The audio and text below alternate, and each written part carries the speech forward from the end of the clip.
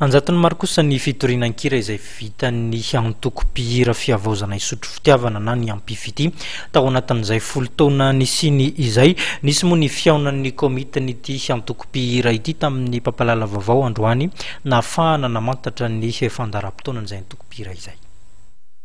Ao anaty fankalazana ny 10 taona nisiny amin'izao fotoana izao ny antoko-pihira fifoazana isotro fitiavana na ny ampifity.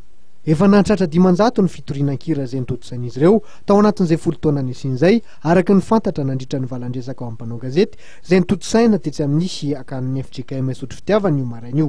Ny tanjon'ny ampifity dia ny toro firazantsara Jesu Kristy tompo amin'ny alalan'ny hira. Ary dia izay no ny masoana fatratra nandrisizay 10 taona izay.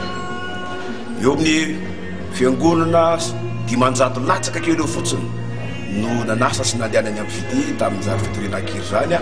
Miezaka atao dia mazava satria araka ny tenin'ny tompo hoe tsy maintsy toriana manerana zao tontolo zao ty firazantsara ny fanjakany ity. Vavolombelona firenena rehetra dia efa ho tonga ny farany. Fantatray zany ary izay nefa nekena dia mitondra izany filazantsara rano amin'ny vahoakan'Andriamanitra rehetra eto Madagasikara.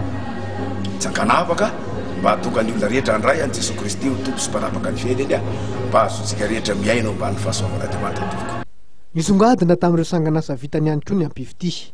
Efa namoaka rakin-kira miisa 8, DVD ary VCD ahitana ireo rakin-tsary sy maro samihafa. Maro ireo hetsika entina namarihana izao fankalazana ny fitsingerenan'ny taona nisy ampifity izao.